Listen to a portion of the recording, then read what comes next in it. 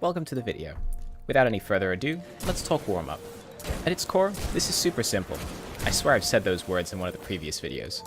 Anyway, it's basically short-term muscle memory practice. Everyone does this before playing sports, mostly to avoid injury. In the case of FPS gaming, it's more about that spot of practice to get you attuned to your sensitivity, get your flicks on point, and generally get you in the zone. We all know warm-up's a good idea, so I'm less going to be trying to convince you to do it, and I'm going to more try and give you a better idea of just how much it can help and how important it is. Secondly, I want to give you a better idea of how long you should be doing it. 5 minutes? 1 hour? Where's the sweet spot? A caveat here before we continue. I'm a single person, a single data point. I have friends who say that they respond much less to warm-up, whereas it's an absolutely essential part of my pre-game setup. Due to this, I encourage you to be aware of your own experience here.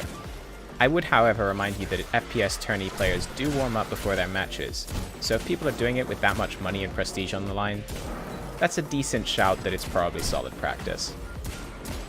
As our baseline, I'm going to do a timed no heavy, no ability run of the core terminus lost sector in the Braytech Futurescape on Mars. I recorded this repeatedly over the space of an hour. May the Lord rest my bored soul. As you can see, I put up a nice table for you to look at. I have the run times in seconds noted down. The red indicates runs where I ran out of ammo for my dire promise and ended up impacted due to that time-wise. If you look at the average times for the first, second, and third sets of 5 runs, we can see that the time increases slightly from 20 to 40 minutes as compared to 0 to 20 minutes, and decreases from 40 minutes to 1 hour. If we exclude the red data points as negatively impacted outliers, the run times fall into the downward trend that you might expect. Now let's be real here. I've totally said that too. I feel like I'm becoming a meme. This is a tiny, minuscule dataset. In terms of legitimate statistical significance, you can't glean anything from this. Just take it as a very rough indicator of trends. Now, this obviously isn't a perfect test.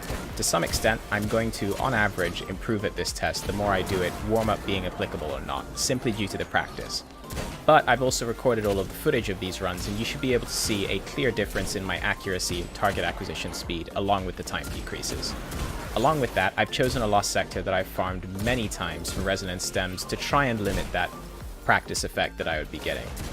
So Sentinel, you ask, how long should I warm up for? I'd recommend 30 to 40 minutes if you can. Personally, I find diminishing returns kick in hard when I spend longer than an hour or so warming up. This also depends on you. How long do you have to play? How long can you stand the boredom of repetitive grinding? If you had, say, 2 hours to play, I wouldn't be spending 40 minutes warming up. I'd probably do 20 minutes or so and play for the rest. This balance is going to depend on that boredom factor, time, your personal response to warm up, and how much you care about your KD. Finally, what are you meant to do? This greatly ties into my aim improvement video, but you're going to be doing things similar to what I was in these clips. You're going to be engaging high enemy density areas, usually lost sectors, and focusing on your target acquisition speed and accuracy. If you specifically wanted to spend some time working on your tracking, let's say you're intending to use a cold heart or something in your matches, maybe an auto rifle.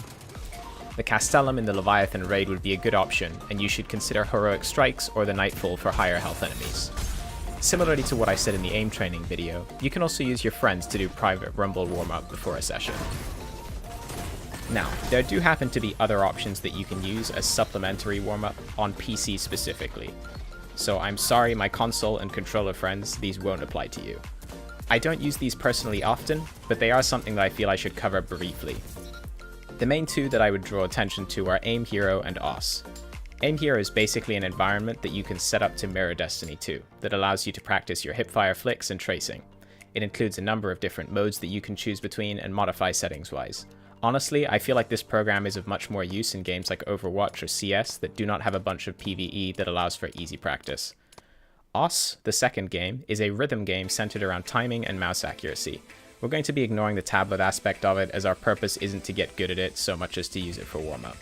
While this isn't an FPS, and that does end up with some weirdness sensitivity-wise, since you can't set it up perfectly to mirror your in-game sense, it does require quick and precise mouse movement, so it has some use in physically warming up your hand and arm. Warning, this game is extremely weeb. Like goddamn, the weeb levels are off the charts. Well, that about does it. I hope this has been helpful. If you weren't warming up, and hopefully it'll make figuring out how long it should be just a little bit easier.